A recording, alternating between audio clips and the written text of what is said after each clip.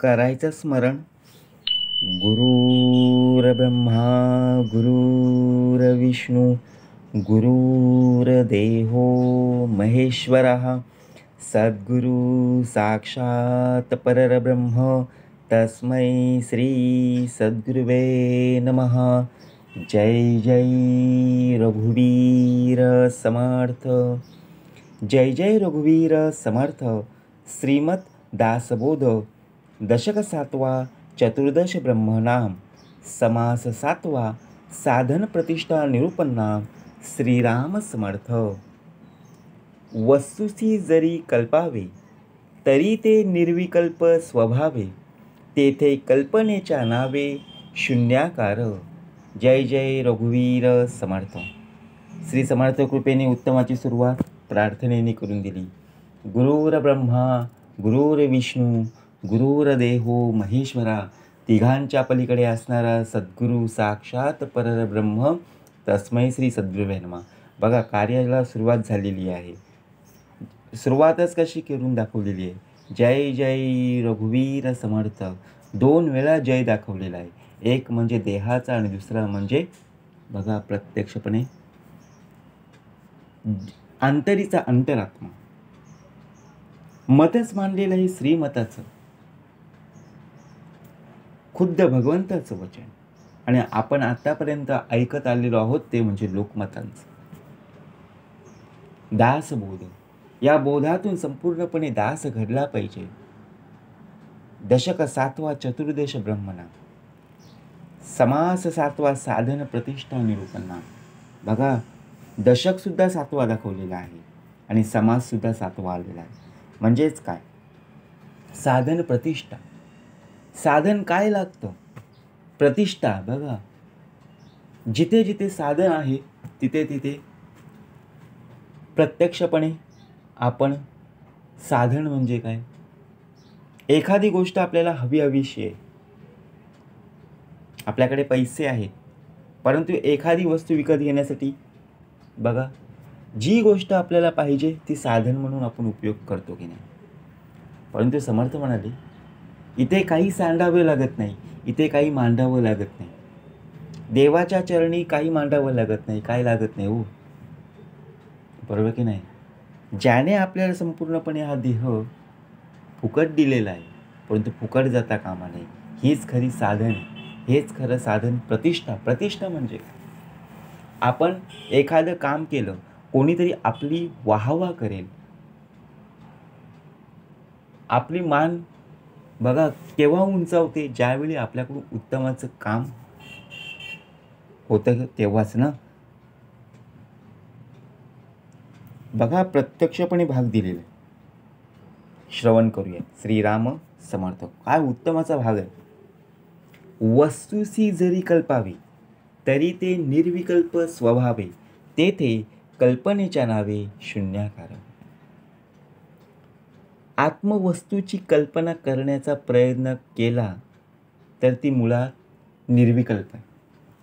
आता एखादी वस्तू ज्यावेळी आपण घेतो तेव्हा तिचा आपण उपभोग घेतो की नाही.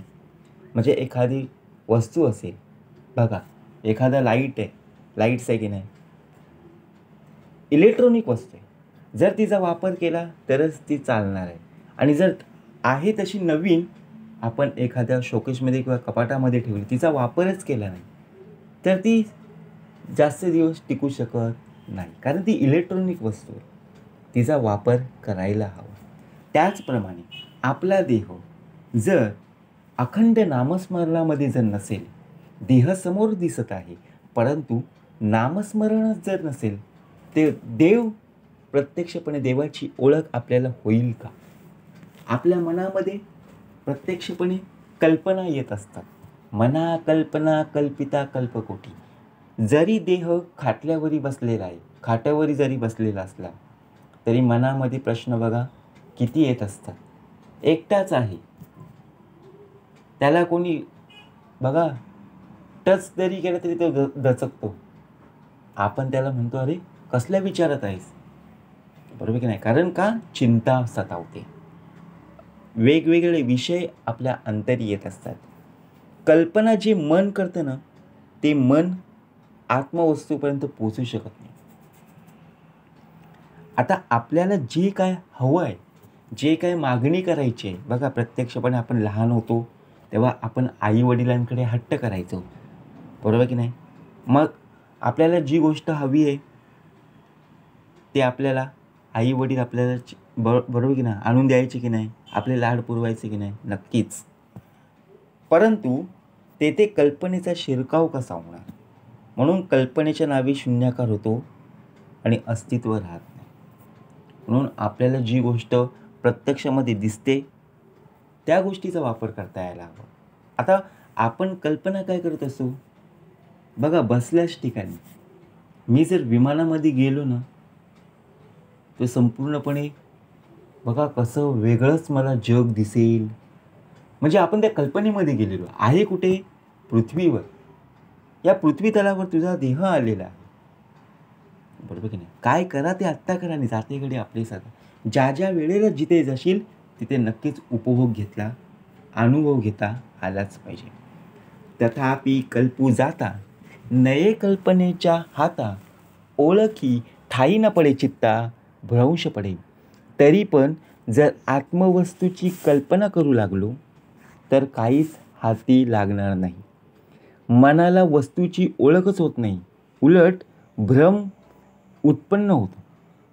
भाग कसा दिलेला आहे बघा. आपण ज्यावेळी एखादा पदार्थ आहे, नवीन पदार्थ, नवीन वस्तू बाजारात विकायला आली, एखाद्या आपण भाजी मार्केटमध्ये गेलो किंवा एखाद्या दुकानामध्ये गेलो, नवीन वस्तू काहीतरी आपल्याला दिसली, परंतु जोपर्यंत आपण त्याची टेस्ट करत नाही, चव घेत नाही, तोपर्यंत आपल्याला ती कशी कळणार की गोड आहे का, कडू आहे का, आंबट आहे का, तुरट आहे? चव कळणारच नाही आहे, बरोबर की नाही? उलट आपल्यामध्ये भ्रम उभा राहील. जर खाल्लं बिल्लं आणि काय झालं तर, आजारी पडलो तर मनामध्ये काय राहिले?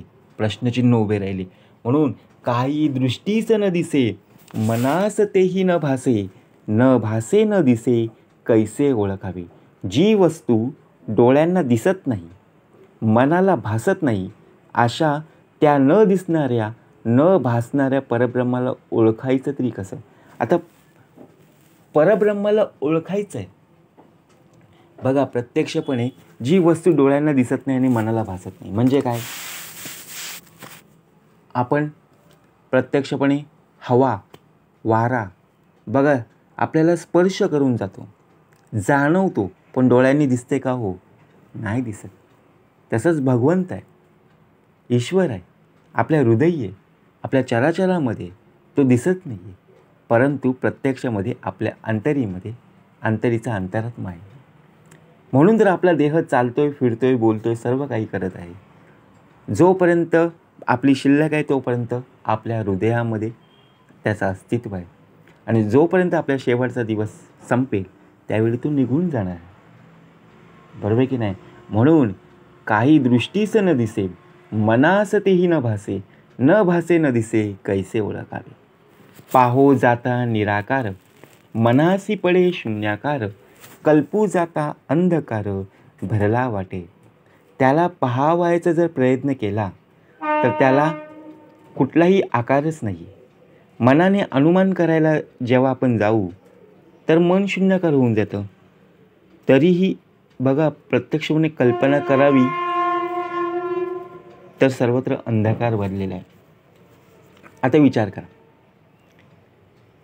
आपण देवाला पहावयाचा जर प्रयत्न केला, देव कोणी प्रत्यक्ष पाहिला आहे का? आपण मंदिरात जातो, मंदिरात प्रत्येक ठिकाणी वेगवेगळ्या मूर्ती पाहायला मिळतात, बरोबर की नाही? प्रत्येक रूप पाहायला मिळतं, पण खरं भगवंत कोणी पाहिला? खरा देव तो अंतरी चोरला असे, सद्गुरू विन तो सर्व ठाई न दिसे, बरोबर की नाही? साक्षात परब्रह्म आपल्या हृदयी आहे. मनुष्य देहाला आकार उकार 84 लक्ष योनींना आकार उकार मकार आहे, परंतु ईश्वराला, भगवंताला आकार नाही, उकार नाही, कुठलाच आकार नाही, निर्मळ आहे. म्हणून मनाने जर अनुमान करायला गेलो तर बघा समर्थांनी श्लोक आपल्यासाठी नाही दिले, देहासाठी नाही दिले, तर प्रत्यक्ष मनासाठी दिलेले आहे. कारण मन हा चंचल आहे. या देहाला भरकटवणारा कोण आहे? तर मन आहे. कारण तो इंद्रियाचा राजा आहे. 5 कर्मेंद्रिय आणि 5 ज्ञानेंद्रिय त्यांचा तो संपूर्णपणे राजा आहे. त्याला स्थिरावर आणायचं आहे. नाहीतर मन शून्याकार होऊन जाईल. मन नाही होणार तर संपूर्णपणे देहशून्य होऊन जाईल. कल्पू जाता वाटे काळे, परी ते काळे ना पिवळे, आरक्त निळे ना ढवळे, वर्णरहित. बघा, आता संपूर्णपणे आपण आकाशाची तुलना केली. आकाश पाहिलं की नाही? आकाशाचा रंग कोणता? आपण सहजपणे सांगतो निळा. पाण्याचा रंग कोणता? बरोबर. आपण लगेच सांगू पाण्याला कलर रंग नाही.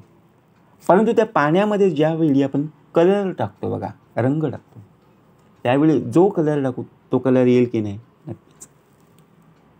कारण आकाशाला बघा संपूर्णपणे आकाशात पतितं तोय यथा गच्छति सागरम सर्वदेव नमस्कारम केशवपती गच्छति. वरती जर संपूर्णपणे पाहिलं तर आकाश, बरोबर की नाही?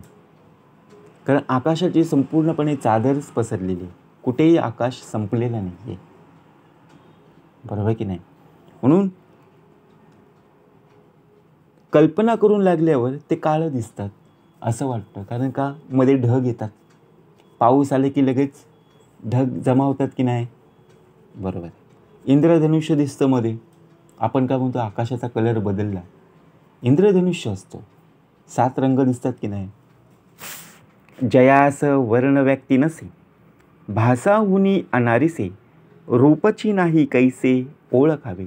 ज्याला वर्ण नाही, जे अव्यक्त आहेत, ज्याला रूपही नाही, असे भासाहून विलक्षण असलेले ब्रह्म ओळखायचं तरी कसं? मनामध्ये प्रश्नचिन्ह उभा राहिला. ज्याला वर्ण नाही, अव्यक्त आहे, ज्याला रूपही नाही. रूप पाहता लोचनी, प्रत्यक्ष डोळ्यांनी अनुभव व्हायचा आहे आपल्याला. बघा, ज्यावेळी आपण नामस्मरण ज्यावेळी करत असतो, प्रत्यक्षपणे आपण जी मागणी करत असतो त्यावेळी पुरवठा नक्कीच होतो की नाही? म्हणून समर्थ म्हणाले, न दिसता ओळखणं किती धरावी आपण, हे तो श्रमासीचं कारण होत असे.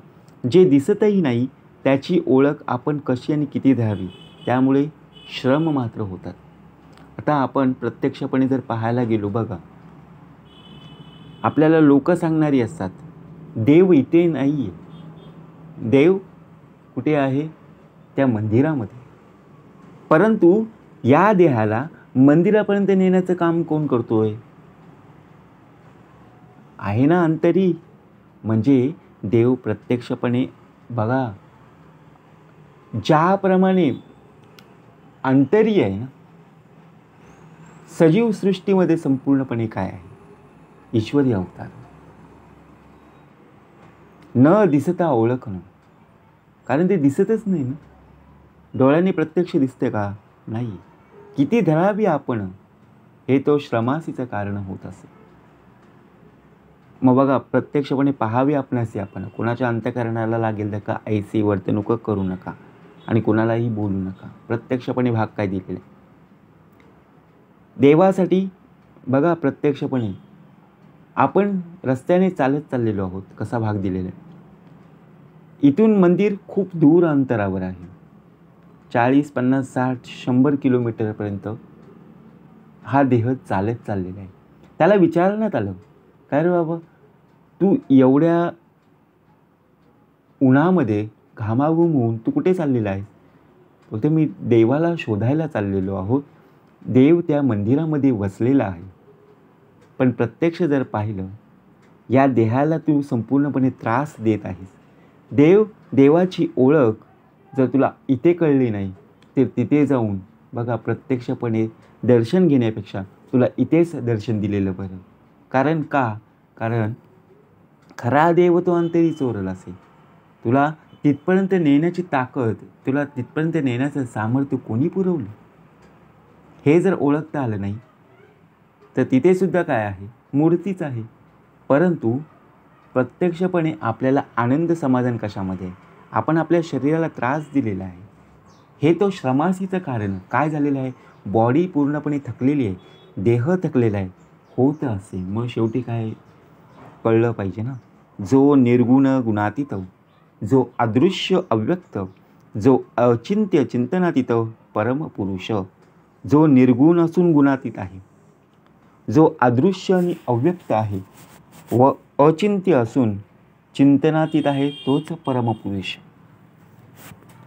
अचिंत्या व्यक्त रूपाय निर्गुणाय गुणात्मने समस्त जग दाधार मूर्तये ब्रह्मणे नमा. कसा श्लोक दिलेला आहे बघा. अचिंत्य अव्यक्त रूप निर्गुण गुणाला सगळ्या जगताचा आधार अशा ब्रह्मामूर्तीला मी नमस्कार करतो. कारण प्रत्यक्षपणे गुरुर ब्रह्मा उत्पत्ती निर्माण करणारा समर्थ म्हणे. गुरुर विष्णू पालन पोषण करणार, गुरुर देहो महेश्वरा संवार, आणि तिघांच्या पलीकडे असणारा सद्गुरू साक्षात परब्रह्म.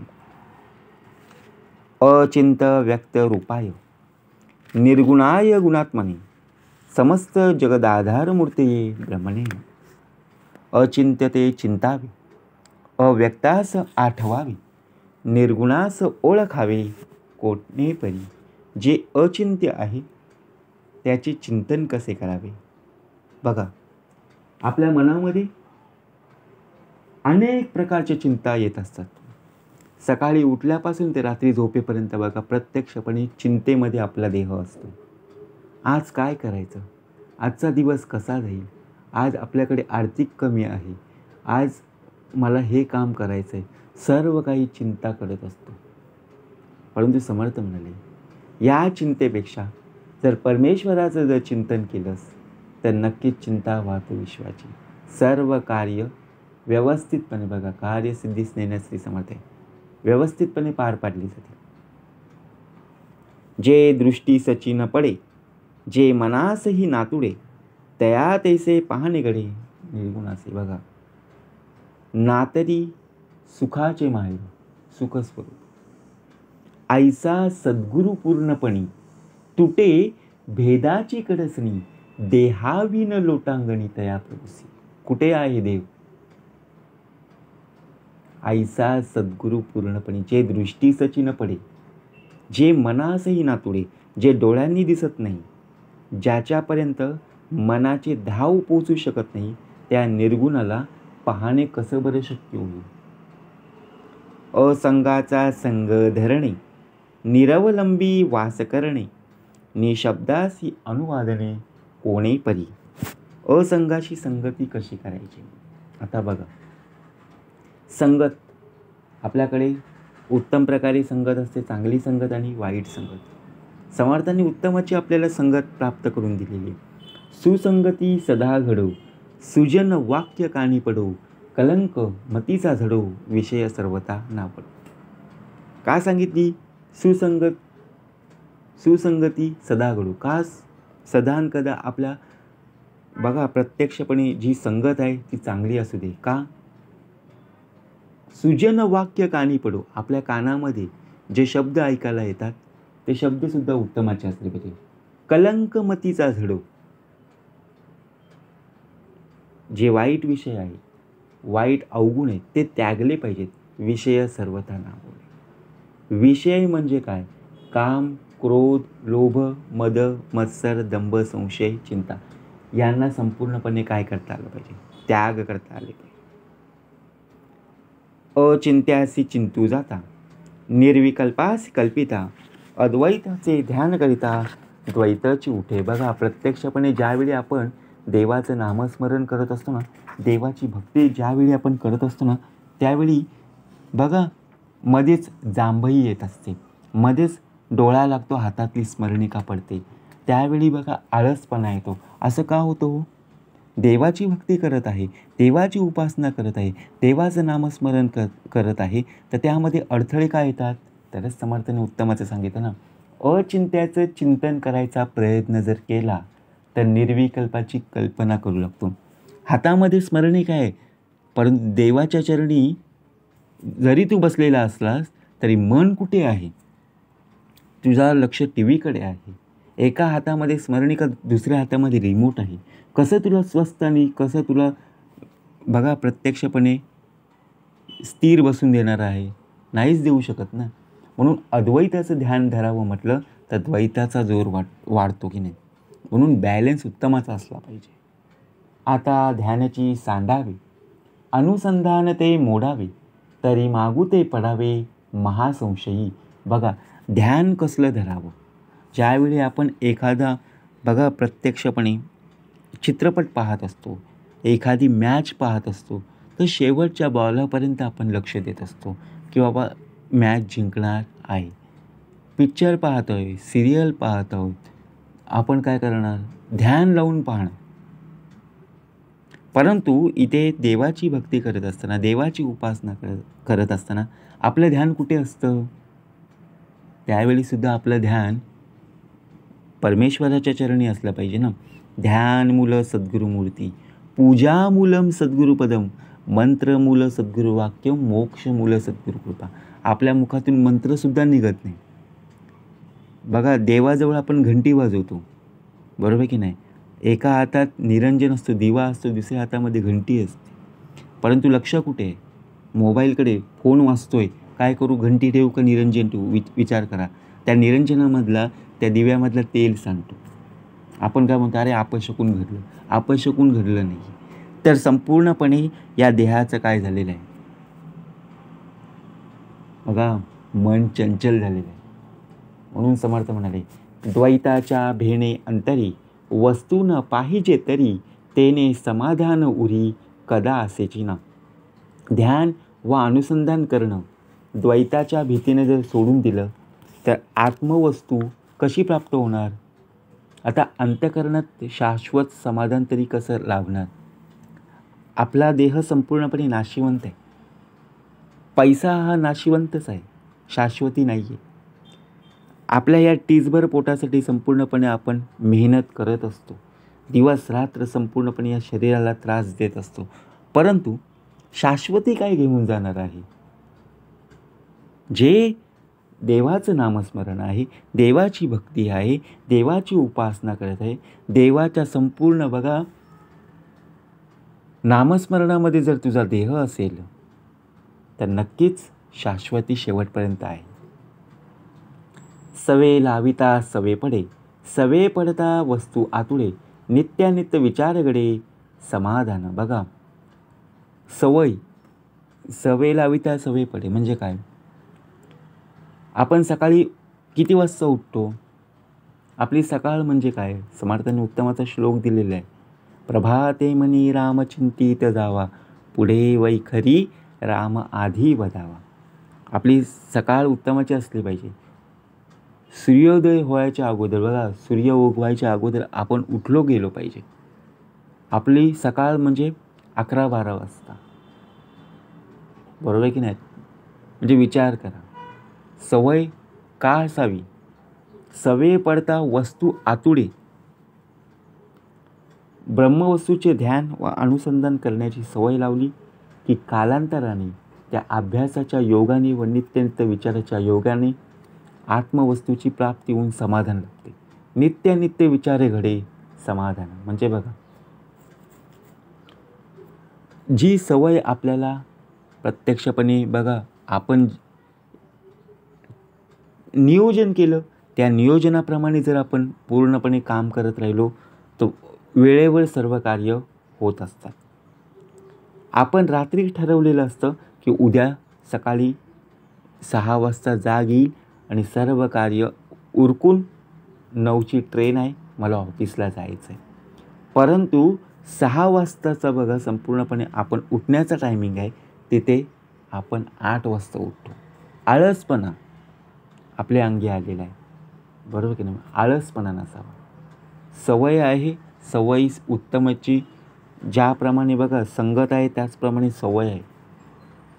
आपल्याला बघा व्यसन लागलेलं आहे, सवय आहे, ते जर घेतले नाही तर बोलतं कामामध्ये लक्ष लागत नाही. अहो पण प्रत्यक्षपणे या शरीराची हानी होते त्याचं काय?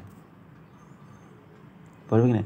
मग हौस कधी आपली पिट्टे ज्यावेळी प्रत्यक्षपणे ज्यावेळी आपण हॉस्पिटलमध्ये भरती होतो ना त्यावेळी करते. अरे जर घेतलं नसतं ना, ही जर व्यसन जर मला माझ्या आयुष्यात जर आले नसते तर एवढे पैसेसुद्धा खर्च झाले नसते आणि घरच्यांना त्राससुद्धा झाला नसता. म्हणून समर्थ म्हणाले, सवे लाविता सवे पडे, सवे पडता वस्तू आतुडे, नित्यानित्य विचार घडे समाधान. अरे निवेदन ठेव ना. निवेदन ज्यावेळी मागणी आहे नक्कीच पुरवठा होणार आहे, परंतु काय असणं पाहिजे, विश्वास असला पाहिजे ना. विश्वासता निरूपणी मोक्ष लागे त्या क्षणी. वस्तू चिंतिता द्वैत उपजे, सोडी करिता काहीच नुमजे, शून्यत्व संदेही पडिजे विवेक विन. बघा, आत्मवस्तूचे चिंतन करताना द्वैत उत्पन्न होतो. म्हणून ते चिंतन करणं जर सोडून दिलं तर मग काहीच कळणार नाही. मग विवेकाशिवाय मन शून्य आहे. म्हणजे विचार करा, चिंतन करणं जर सोडून दिलं, देवाचं नामस्मरण, देवाचं जप, देवाची भक्ती करायची जर आपण सोडून दिलं आणि जर आपण पैसा कमवण्याच्या मागे जर लागलो तर समर्थ म्हणाले, प्रपंच करून परमार्थ नक्कीच कर. पण शेवटी जे संकट उभे राहील त्या संकटांना मात्र सामोरे जाण्याची तुझी तयारी नक्कीच ठेव ना. मग काहीच कळणार नाही आणि विवेकाशिवाय मन शून्य करून संध्यात पडेल. अरे मी काय करून राहिलो.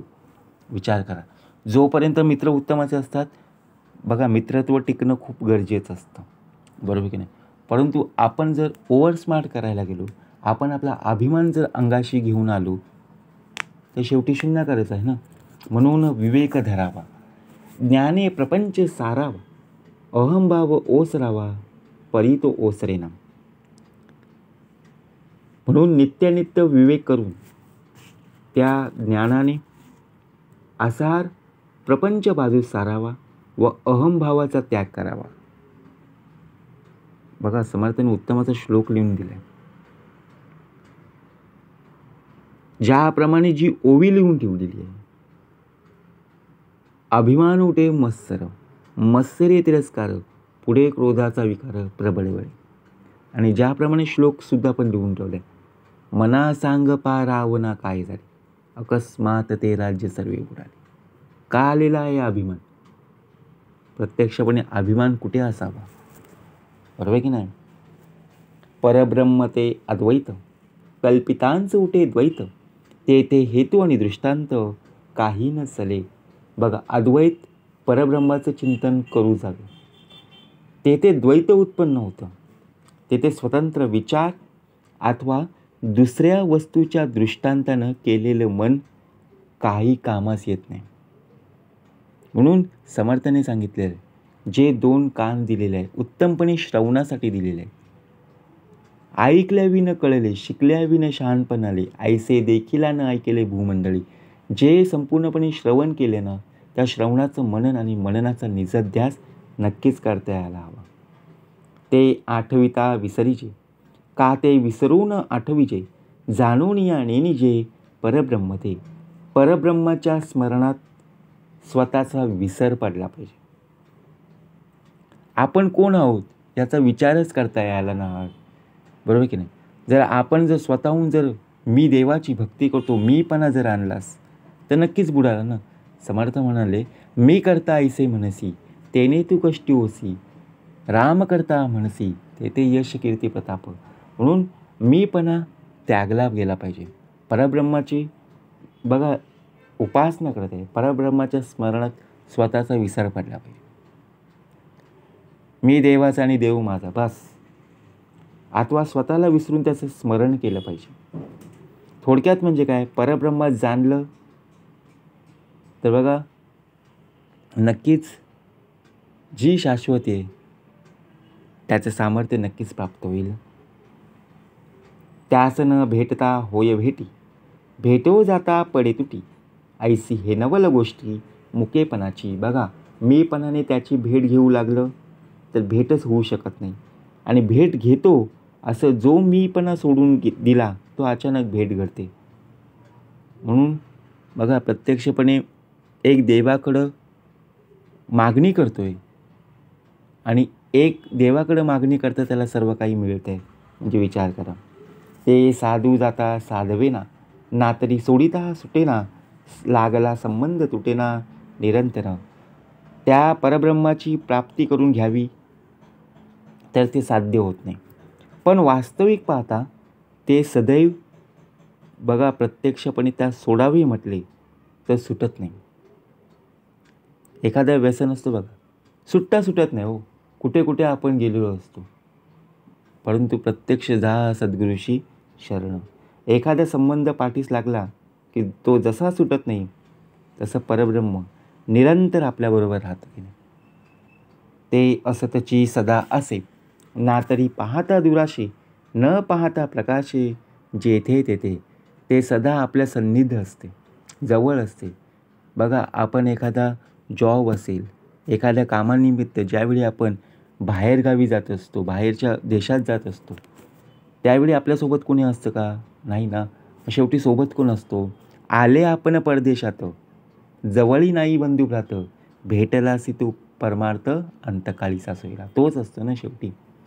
पण द्वैत भावाने त्याला पाहू नये तर ते दुरावते. पण ते जर दृष्टीस पडले, बघा आपण ज्यावेळी अपाय आणि उपाय भाग प्रत्यक्षपणे पाहिला की नाही, जेथे अपाय तेथे उपाय आणि उपाय त्याची अपाय, हे अनुभवे विन काय उमजो जाणे. कसा भाग दिलेला आहे. त्याचा पाहण्याचा उपाय करूच नाही. जर कर्तेपणाच्या पडद्यामुळे ते दिसतच नाही ना.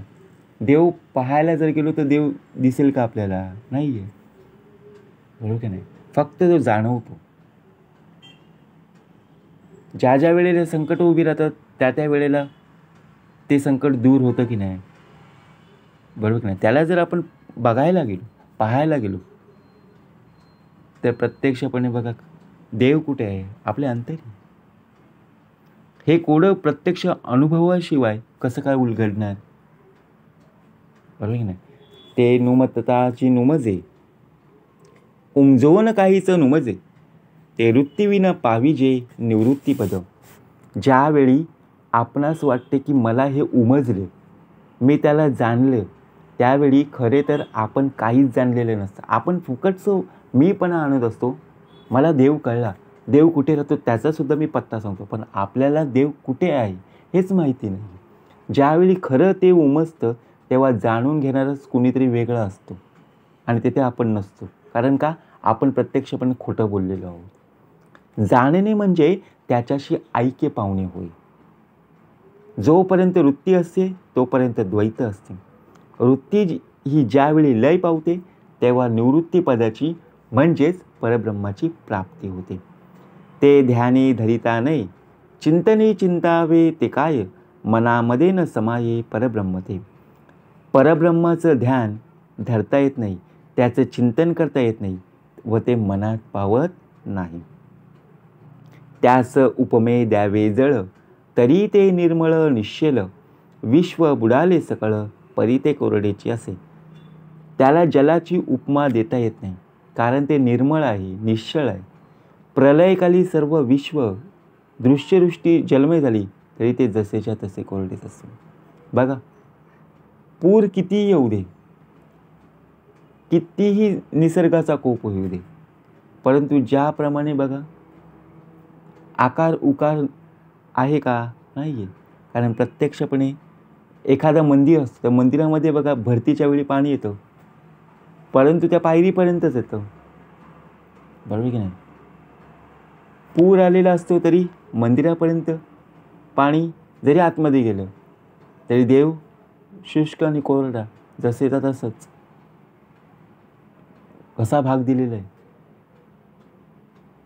नवे प्रकाशासारखे, कारण प्रत्यक्षपणे त्याने सर्व सृष्टी बनवली, निर्माता तो आहे, बरोबर की नाही. नवे प्रकाशासारखे, सूर्य बरोबर सकाळी उगवणं, चंद्र बरोबर रात्री येणार की नाही. कधी घटना बदलली, क्रम बदलला का? नाही ना. अथवा नवे काळोखे, कधी दिवसा रात्र झाली आणि रात्रीचा दिवस झाला का? नाही. आता ते कासे यासारखे सांगावे हो. आता काय सांगणार. ऐसे ब्रह्म निरंजन, कदा नवे दृश्य मान, लावावे ते अनुसंधान कोणे परी. ते निरंजन ब्रह्म गुणरहित असल्याने कधी दृश्यमान होतच नाही. मग जे दिसत नाही ते अनुसंधान कशा प्रकारे?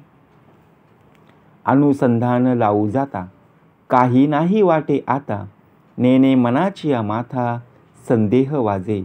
अनुसंधान लावण्याचा प्रयत्न जरी केला ना तरी वृत्ती शून्याकार होते आणि मनामध्ये संदेह उत्पन्न होतो. लटिकेची काय पहावे, कोठे जाऊन राहावे, अभाव घेतला जीवे सत्य स्वरूपाचा. जे नाही ते उगीच पाहण्याचा खोल आव कशाला आणायचा? बघा, आपल्याला पोहता येतं का? नाही येत, तरी आपण काय बाता मारतो, मला स्विमिंग पूल संपूर्णपणे येतं, कितीही पाण्यामध्ये कितीही खोल असू दे त्यामध्ये मी स्विमिंग करेल. पण ज्यावेळी प्रत्यक्षपणे आपल्याला बघा स्विमिंग करायचा भाग येतो किंवा प्रत्यक्षपणे पोहण्याचा भाग येतं, त्यावेळी आपण काय करतो, अरे नको, त्या पाण्यामध्ये खूप भीती वाटते. भीतीने आपण त्यावेळी प्रश्न मांडतो, अरे त्या पाण्यामध्ये किती कचरा आहे. काहीच नसतं, फक्त काय बोलाची कडी आणि बोलाचा भात. म्हणजे काय झालं, अभिमान आलेला आहे ना. लटिकेची काय पहावे, कोठे जाऊन राहावे, अभाव घेतला जीवे सत्य स्वरूपाचे. म्हणजे ज्यावेळी सत्य समोर येतं त्यावेळी आपण तिथून पळ काढण्याचा प्रयत्न करतो. म्हणून परब्रह्म हे आपले सत्य स्वरूप आहे. प्रत्यक्षपणे अश्रद्धा जीवाच्या ठिकाणी उत्पन्न झाली की बघा, ज्यावेळी अभावाची म्हणून सत्य, सत्यपणा केव्हा, तरी वेदशास्त्रे केव्हा मिथ्य आणि व्यासादिकांचे कृत्य वाहू घेणं. परब्रह्म म्हणजे सत्यस्वरूप नाही. अश्रद्धा जर उत्पन्न झाली तर वेदशास्त्रालाही मिथ्या म्हणावे लागेल. आपल्यामध्ये भीती केव्हा असते माहिती आहे? श्रद्धा असेल तेव्हा नाही, परंतु अंधश्रद्धा ज्यावेळी असेल त्यावेळी भीती असते. म्हणून मिथ्या म्हणता नाही, बहुत ज्ञानाचे उपाय, बहुत निर्मिले ते काय मिथ्या म्हणावे. म्हणून त्याला मिथ्यासुद्धा म्हणता येत नाही. अनेकांना त्यांचं ज्ञान व्हावे हे जे अनेक उपाय सांगितले त्यांनाही मिथ्या का म्हणू लागावे. अद्वैत ज्ञानाचा उपदेश, गुरु गीता तो महेश, सांगता तो पार्वतीस महाज्ञान. बघा, अद्वैत ज्ञानाचा उपदेश पार्वतीपती महेशांनी पार्वतीस केला, तीच गुरुगीता. आपल्याला समर्थांनी उत्तम असं सांगितलेलं आहे, गुरुगीता, यमगीता, उपनिषद, भागवत. अवधूत गीता केली, गोरक्षास निरूपिली, ते अवधूत गीता बोलिली ज्ञान मार्ग. प्रत्येक ग्रंथामध्ये बघा अवधूतांनी अवधूत गीता गोरखनाथास सांगितलं व तिच्याद्वारे ज्ञानोपदेश केला. विष्णू होऊन राजहंस, विधीस केला उपदेश, ते हंस गीता जगदीश बोलिला स्वमुखे. बघा, विष्णूने जगदीश हंस होऊन स्वमुखाने ब्रह्मदेवास जो उपदेश केला तो हंसगीता नावाने प्रसिद्ध आहे. हंसगीता, पांडवगीता, गणेश गीता, यमगीता, उपनिषद, भागवत. ब्रह्म नारदाते उपदेशित, चतुश्लोकी भागवत, पुढे व्यासमुखे बहुत विस्तारले. तरी आपण अजून आपल्या मनामध्ये प्रश्नचिन्ह उभे राहतात. अजून कोणीतरी पुस्तकं लिहायला पाहिजेत, कोणीतरी ग्रंथ अजून लिहायला पाहिजे, तरच आपल्याला ज्ञान प्राप्त होईल. आत्तापर्यंत जेवढी पुस्तकं आहेत, आत्तापर्यंत जेवढे ग्रंथ आहेत, ते जर वाचून जर पाहिले ना त्यामध्ये सर्व काही प्राप्त. वसिष्ठ सार वशिष्ठ ऋषी, सांगता झाला रघुनाथासी, कृष्ण सांगे अर्जुनासी, सप्तश्लोकी गीता. वसिष्ठ ऋषींनी रघुनाथास जो उपदेश केला तो योग वसिष्ठ म्हणून ओळखला जातो. तर कृष्णांनी अर्जुनाला 7 श्लोकी गीता सांगितली. किती? 7. ऐसे सांगावे ते किती, बहुत ऋषी बोलिले बहुती, अद्वैत ज्ञान आदी अंती सत्याचे असे. अशा किती ग्रंथांची नावं घ्यावीत? समर्थ म्हणाले, अनेक ऋषींनी अनेक ग्रंथात ज्या अद्वैत ज्ञानाचा उपदेश केला ते आदी अंती सत्यच आहे ना. म्हणून मिथ्या आत्मज्ञान, म्हणता पाविजे पतन, प्रज्ञरहित जे जन तयास हे कळेना. म्हणून आत्मज्ञान हे मिथ्या आहे असे म्हणतात, ते पतन पावतात, पण मंदबुद्धीच्या लोकांना हे कळत सुद्धा नाही. जे ते शेषाची प्रज्ञा मंदली, श्रुतीस मौन मुद्रा पडिली, जाणपणी न वचे वदली, स्वरूपस्थिती. स्वरूपस्थितीचं वर्णन करताना शेषाची बुद्धीची काम करीनाशी झाली. श्रुतींनाही ते जमलं नाही, म्हणून त्यांनी मौन धारण केले. या अभिमानाने स्वरूपस्थिती सांगितली, हे शक्य ना. आपणास नुमजे बरवे, म्हणून मिथ्या कैसे करावे, नातरी सदृढ धरावे सद्गुरुमुखे. बघा, आपल्याला एखादी गोष्ट कळत नाही, त्यावेळी आपण काय करत असतो, पुन्हा पुन्हा ती गोष्ट ऐकत असतो, बरोबर की नाही. आपण शाळेमध्ये शिक्षण घेतलं की नाही, नक्कीच.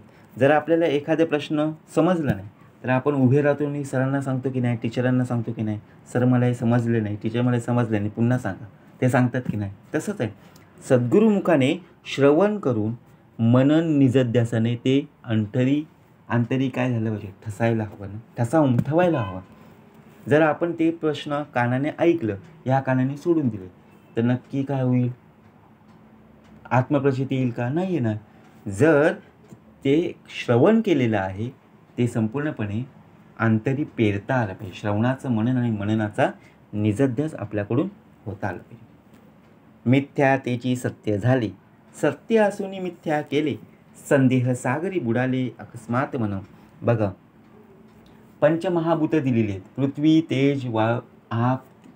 बघा, पृथ्वी आप तेज वायू आणि आकाश आहेत की नाही पंचमहाभूत.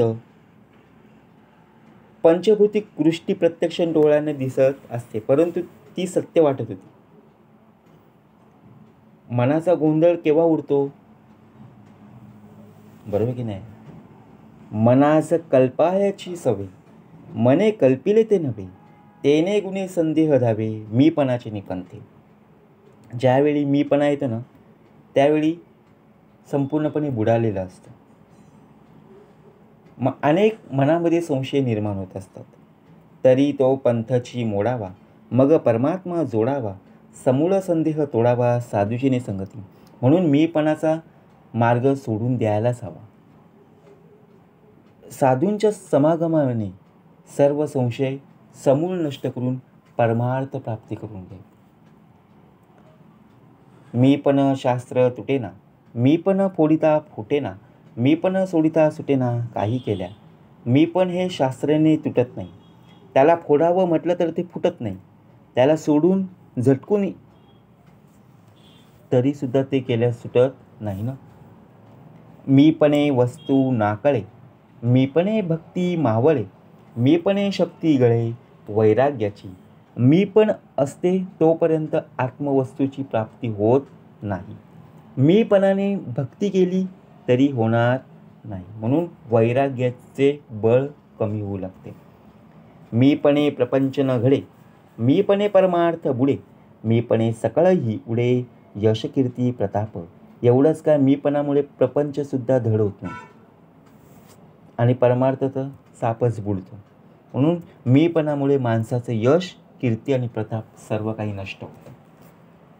मीपणे मैत्री तुटे, मीपणे प्रीती आटे, मीपणे लिघटे अभिमान अंगी. मीपणाने मैत्री तुटते, प्रीतीला ओहोटी लागते आणि प्रत्यक्ष जर पाहायला गेलो तर अभिमान बाळगला की संपूर्णपणे नष्ट झालेला आहे.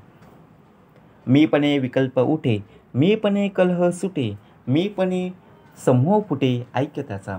आता मीपणाने मनामध्ये संशय निर्माण होतो, कलह मोकळा होतो आणि सर्वांशी आपण भांडण करू लागतो की नाही. मीपण कोणासीच नसाहे, ते भगवंती कैसोनी साहे, म्हणून मीपण सांडून राहे त्याची समाधान. मग प्रत्येक ओवीमध्ये मीपण दाखवलेलं आहे, परंतु मीपणा कुणालाच सहन होत नाही आहे. मग भगवंताला कसा सहन होईल. म्हणून जो मीपणा सोडून निराभिमान वृत्तीने सहतो, जीवन जगतो, तोच समाधानी.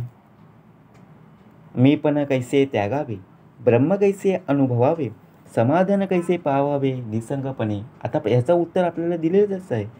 यावर प्रत्यक्षपणे मीपणाचा त्याग करता यायला हवा. ब्रह्माचा अनुभव कसा घेता येईल व कोणत्या प्रकारे समाधान प्राप्त करून घेता येईल? मी पण जाणून त्यागावे, ब्रह्म होऊन अनुभवावे, समाधान ते पावावे निसंगपणे. मी पण ओळखून त्याचा त्याग करायला हवा आणि ब्रह्म होऊन ब्रह्माचा अनुभव घ्यायला हवा. निसंग होऊन समाधान मिळवायचं आहे ना. म्हणून अनेक एक समाधान, मी पणे विन साधन, करू जाणे तोची धन्य समाधानी. याखेरीज एक प्रकारचं समाधान आहे जो कर्तृत्व वाचून बघा प्रत्यक्षपणे साधन करण्याची कुशलता प्राप्त करतो. तो खरोखरच धन्य आहे. मी ब्रह्माची झालो स्वतः, साधन करील कोणा आता, ऐसे म्हणू कल्पू जाता कल्पनेची उठे. जरी मी आता ब्रह्मच झालो आहे तर आता साधना कोण करील, असे जो मनात आणतो त्याला कल्पनाच हिरून घेते. आता मी देवाची भक्ती केली आहे, आता मला देव कधीही बघा प्रत्यक्ष म्हणे आता माझा मृत्यू होणार नाही. पण ते समर्थ म्हणाले, जन्म आहे म्हणजे मृत्यू नक्कीच आहे, कोणी अमरपट्टा लावून आलेला नाही. ब्रह्मी कल्पना न साहे, तेथे उभी राहे, तयेसी शोधून पाहे तोची साधू. बघा प्रत्यक्षपणे भाग दिलेला आहे. ब्रह्माच्या ठिकाणी कल्पना म्हणजे द्वैत टिकू शकत नाही. असे असता तेथे कल्पनेचा शिरकाव केला तर कल्पनेचे मूळ शोधून काढून तिचा समूळ नाश होतो. निर्विकल्पासी कल्पा, परिकल्पिले ते आपण न व्हावे, मी पणास त्यागावे येणे रीती. समर्थ सांगतात की निर्विकल्पाची कल्पना आपण करावी, पण कल्पना करणारा म्हणून आपण वेगळा उरू नये.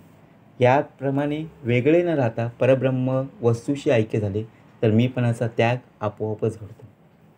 ब्रह्म विद्येच्या लपणी, काहीच न व्हावे असोनी, दक्ष आणि समाधानी त्याची जाणे.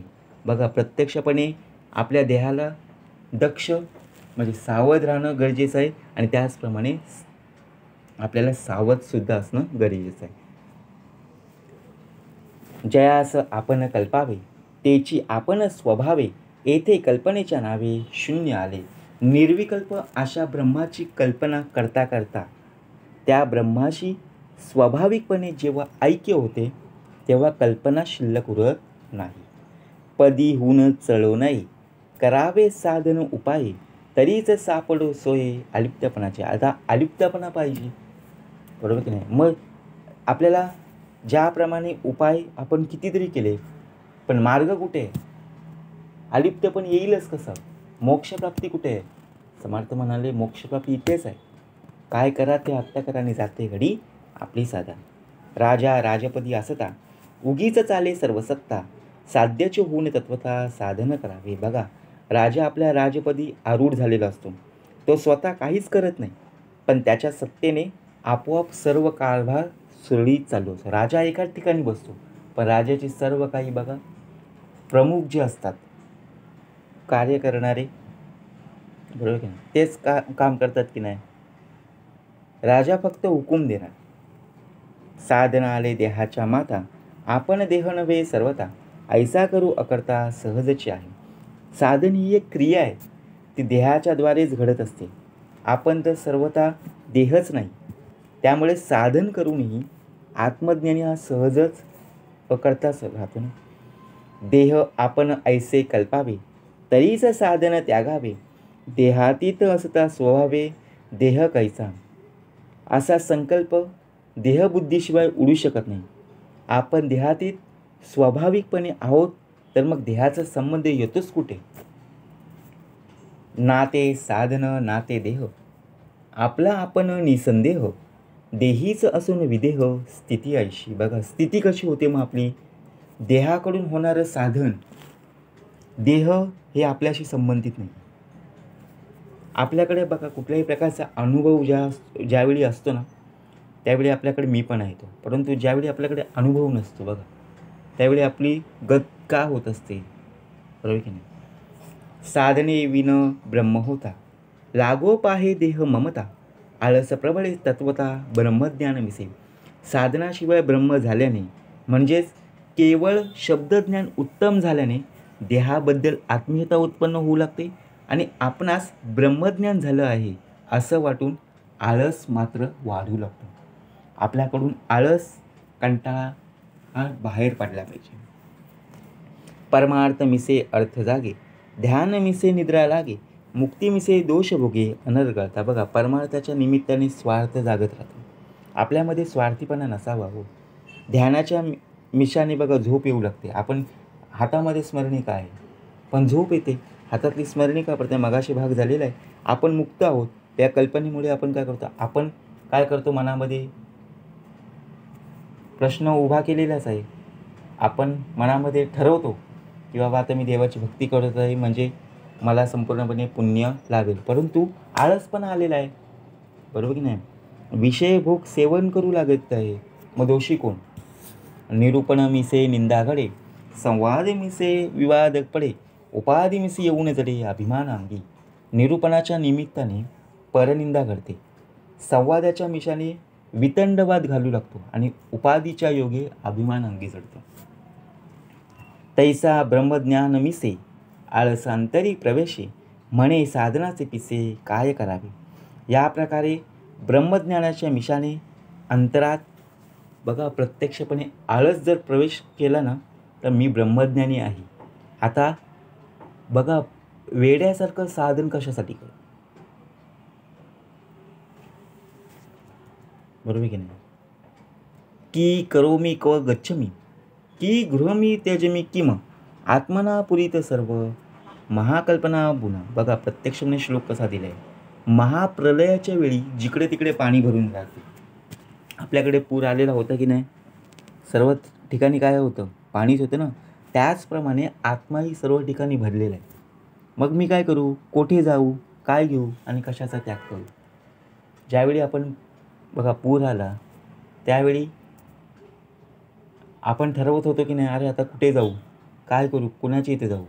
त्याचप्रमाणे ज्यावेळी आपल्याकडे प्रसंग उभे राहतात, संकट उभी राहतात, त्यावेळी आपण कोणाचा धावा करतो हे कळलं गेलं पाहिजे.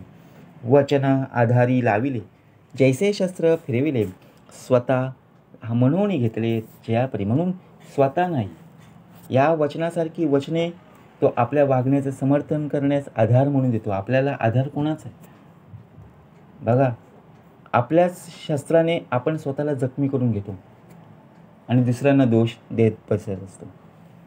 तैसा उपायाचा अपाय, विपरीतपणे स्वैत जाय, साधन सोडिता होय मुक्तपणे बद्ध. अशा उपायानेच जो स्वतःच अपाय करून घेतो तो या विपरीत आचरणाने स्वहितास मुक्तो आणि साधन सोडल्याने व तेही मुक्तपणाच्या अभिमानामुळे सोडल्याने वास्तविक बद्ध होतो. साधन करिताच सिद्धपणम, हातीचे जाईल निघून, तेने गुणे साधन करूच नावडे.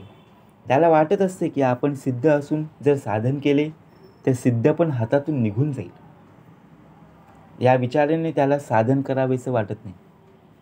लोक म्हणती हा साधक, हेची लज्जा वाटे एक, साधन करती ब्रह्मादिक हे ठाऊक नाही. बघा आपल्याला लोक हसतील, आपल्याला लोक काही बोलतील, यामुळे आपण काही करत नाही.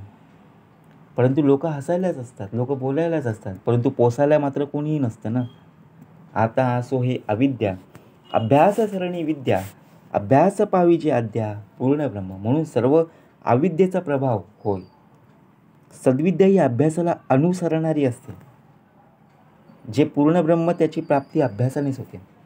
अभ्यास करावा कवन, ऐसा श्रोता करी प्रश्न, परमार्थाचे साधन बोलिले पाहिजे. बघा यावर श्रोत्याने परत पुन्हा एकदा प्रश्न विचारला की परमार्थ साधण्यासाठी कशाचा अभ्यास करावा, काय केलं पाहिजे. याचे उत्तर श्रोत्यांसी दिदले पुढिले समासी, निरूपिले साधनासी परमार्थाच्या. बघा याचं उत्तर समर्थांनी पुढच्या समासामध्ये नक्कीच प्राप्त करून दिलेलं आहे. त्यासाठी आत्ता सावध राहिलं पाहिजे. म्हणून समर्थ म्हणाले सावधपणा कशामध्ये आहे? मीपणा कधीही आपल्या अंगी येता कामा नये, आळसपणा आपल्या अंगी येता कामा नये. जर मी करता ऐसे म्हणसी तेने तू कष्टी होसी, राम करता ऐसे म्हणसी ते ते यश कीर्ती प्रताप. याचे उत्तर श्रुतयांसी दिदले पुढिले समासी, निरूपिले साधनासी परमार्थाच्या. इति श्रीदासबोधे गुरुशिष्य संवादे साधन प्रतिष्ठा निरूपन्ना समास 7वा. जय जय रघुवीर समर्थ.